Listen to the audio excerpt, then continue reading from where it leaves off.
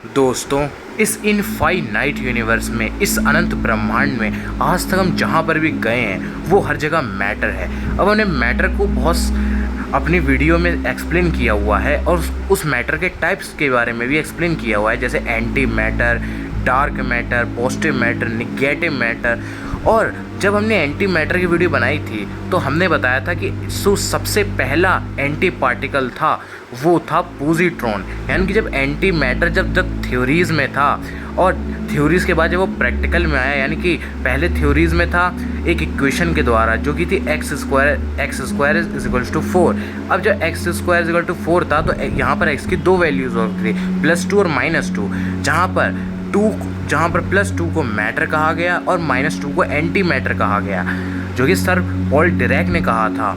और उन्होंने +2 को मैटर और -2 को एंटी मैटर कहा गया। अब दोस्तों, ये तो थी थ्योरीज़ की बात, लेकिन एक्चुअल में एंटी मैटर तब हमें पता चला था जब एंटी पार्टिकल की डिस्कवरी हुई थी। और जो सबसे पहला एंटी पार्टिकल था वो था पॉजिट्रॉन, यानी कि एक ऐसा इलेक्ट्रॉन जो हूबहू इलेक्ट्रॉन ही होता है, उसका मास भी इलेक्ट्रॉन जैसा होता है, चार्ज भी, उसका हर चीज़ इलेक्ट्रॉन जैसी होती है।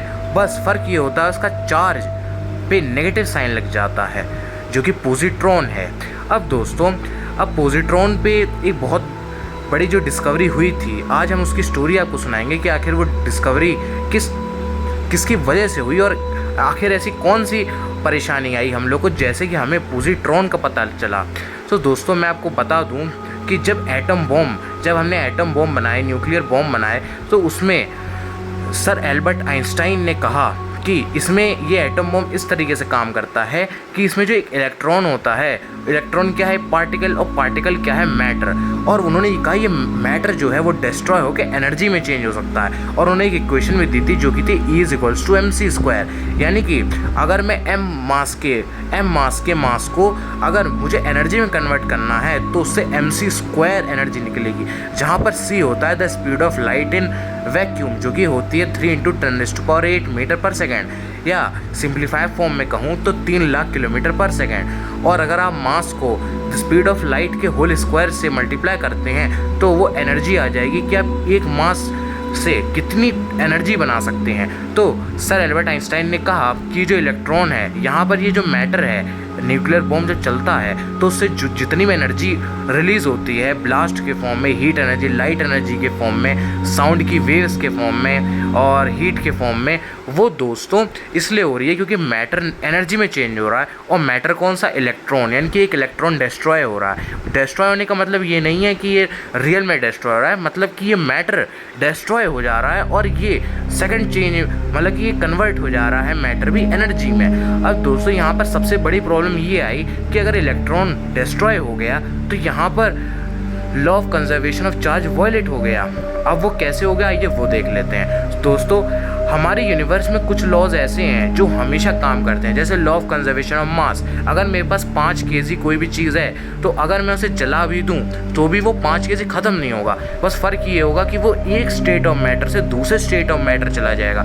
जैसे अगर आप 5 kg बर्फ़ को जला दें या फिर उसे हीट करें तो पानी बन जाएगा, और पानी को भी अगर हीट कर दें तो वो स्टीम, यानी कि भाप बन जाएगा, H2O स्टीम के फॉर्म में निकल आएगा। अब वही H2O था जो आपने हीट किया, बस फ़र्क ये हो रहा है यहाँ पर आप मास को डिस्ट्रॉय नहीं कर रहा है, बल्कि आप एक फॉर्म से दूसरे फॉर्म में चेंज कर रहा है। और आप इसे जितना भी इसे अनंत तक आप हीट करते रहो, ये हमेशा एक स्टेट ऑफ मैटर से दूसरे स्टेट ऑफ मैटर तक जाता रहेगा, कभी भी मैटर जो है डिस्ट्रॉय नहीं होगा।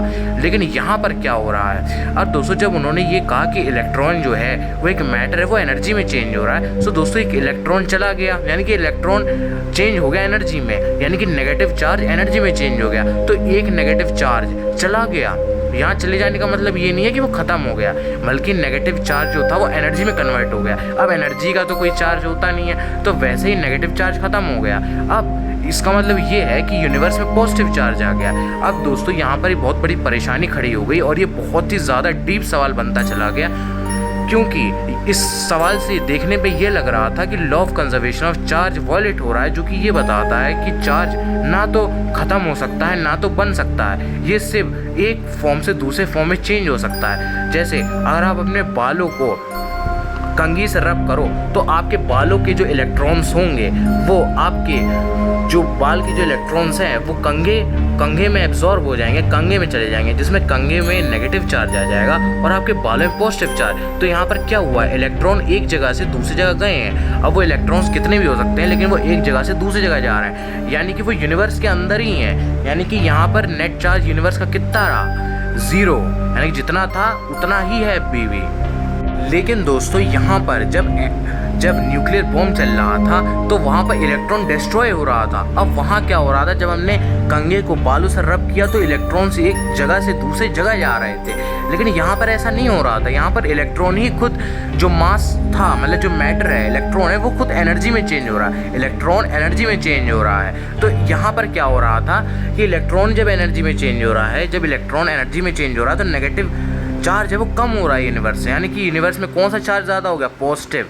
लेकिन साइंटिस्ट लोगों ने ये कहा कि ऐसा तो इम्पॉसिबल है, क्योंकि चार्ज तो कभी कम हो ही नहीं सकता यूनिवर्स का। ये चीज़ बिल्कुल है दोस्तों, law of conservation of mass, law of conservation of charge, law of conservation angular momentum, और जितने भी लॉ ऑफ कंजर्वेशन हैं ये सब इस नेचर के सबसे बड़े रूल हैं। ये ब्रह्मांड में और ब्रह्मांड के जितने भी कोने हैं ये हर जगह लागू होते हैं, और इन्हीं से पूरी फिज़िक्स, पूरी मैथमेटिक्स, पूरी केमिस्ट्री और पूरी जितनी भी चीज़ें हैं वो सब इन्हीं की वजह से काम करती हैं। तो ये वॉयलेट नहीं होने चाहिए। अब दोस्तों जब साइंटिस्ट लोगों ने इसका बहुत ज़्यादा गहन अध्ययन किया, इस पर बहुत काम किया, तो उन्होंने ये पाया कि एक्चुअल में जो है यहाँ पर law of conservation of charge violate नहीं हो रहा, बल्कि यहाँ पर ये काम हो रहा है कि इलेक्ट्रॉन जब डिस्ट्रॉय हो रहा है तो इलेक्ट्रॉन बल्कि डिस्ट्रॉय तो हो रहा है यहाँ पर, लेकिन इलेक्ट्रॉन अकेले डिस्ट्रॉय नहीं हो रहा, ये अपने एक पॉजिटिव चार्ज के साथ डिस्ट्रॉय हो रहा है, यानी कि अपने एक एंटी पार्टिकल के साथ डिस्ट्रॉय हो रहा है। तो उस एंटी पार्टिकल को नाम दिया गया पॉजिट्रॉन। अब दोस्तों अभी तो शुरुआत में ये बता रहे थे हम लोग कि इलेक्ट्रॉन डिस्ट्रॉय हो रहा है। जी हाँ दोस्तों, इलेक्ट्रॉन डिस्ट्रॉय हो रहा है। हमने कहा न्यूक्लियर बॉम्ब में जो है इलेक्ट्रॉन डिस्ट्रॉय हो रहा है और जो मास है वो mc² की एनर्जी में चेंज हो रहा है। लेकिन वो चेंज कैसे हो रहा है, वो अपने एंटी पार्टिकल से एनिहाइलेट करके हो रहा है। अब एनिहाइलेशन में एंटी मैटर में बताया हुआ है कि जब कोई भी मैटर अपने एंटी मैटर के साथ, यानी कि जब मैटर एंटी मैटर के साथ मिलता है तो वो एक दूसरे को ख़त्म कर देते हैं, तबाह कर देते हैं और एनर्जी छोड़ते हैं गामा रेडिएशन के फॉर्म में। तो उन्होंने भी यही कहा कि इलेक्ट्रॉन एक्चुअल में तबाह ऐसे हो रहा है कि इलेक्ट्रॉन अपने एंटी पार्टिकल जो कि पॉजिट्रॉन नाम रखा गया वो एक साथ निकलना है बॉम्ब चलने के वक्त, मतलब न्यूक्लियर बॉम्ब चलने के बाद, और इलेक्ट्रॉन और पॉजिट्रॉन आपस में मिल जा रहे हैं क्योंकि उनमें सेम चार्ज है, पॉजिटिव नेगेटिव। तो उनमें इलेक्ट्रोस्टैटिक अट्रैक्टिव फोर्स लग रहा है और जिसके कारण वो पास आके एक दूसरे को तबाह कर दे रहे हैं, एनिहाइलेट हो रहे हैं और गामा रेज के फॉर्म में एनर्जी रिलीज़ कर रहे हैं।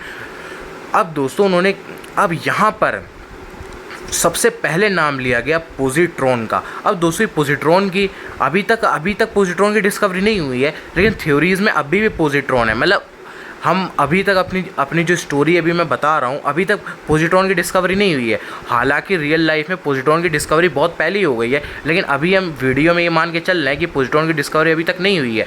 अब जब पॉजिट्रॉन के बारे में जो उसकी प्रॉपर्टीज़ थी, जब फिजिसिस्ट लोगों ने बताई, जब साइंटिस्ट लोगों ने, फिजिसिस्ट लोगों ने ये पॉजिट्रॉन की डिस्कवरी बता रहे थे, तो उन्होंने बताया कि जो पॉजिट्रॉन होगा वो इलेक्ट्रॉन के मास जितना ही होगा और उसका चार्ज भी इलेक्ट्रॉन के मास जितना ही होगा, लेकिन वो नेगेटिव ना होकर पॉजिटिव होगा। यानी कि इलेक्ट्रॉन पे चार्ज कितना होता है, माइनस का 1.6022 इंटू 10⁻⁻19 कूलम। और उन्होंने बताया कि जो पॉजिट्रॉन का मास या पॉजिट्रॉन का जो मास है वो इलेक्ट्रॉन के मास के इक्वल होगा, लेकिन उसका जो चार्ज है वो भी 1.6022 इंटू 10⁻⁻19 कूलम ही होगा, लेकिन वो नेगेटिव ना होके वो पॉजिटिव होगा। यानी कि उसका चार्ज होगा प्लस 1.6022 इंटू 10⁻⁻19 कूलम। और पॉजिटिव नेगेटिव चार्ज होने की वजह से उस पर एक इलेक्ट्रोस्टैटिक अट्रैक्टिव फोर्स लगेगा जो कि KQ/R² होगा, और वो दोनों एक दूसरे के पास आके एक दूसरे को एनिहाइलेट कर देंगे और गामा रेडिएशन के फॉर्म में पूरी प्योर एनर्जी रिलीज़ करेंगे। किस फॉर्म में, हीट एनर्जी के फॉर्म में, लाइट एनर्जी के फॉर्म में, साउंड के वेव के फॉर्म में और ब्लास्ट के फॉर्म में।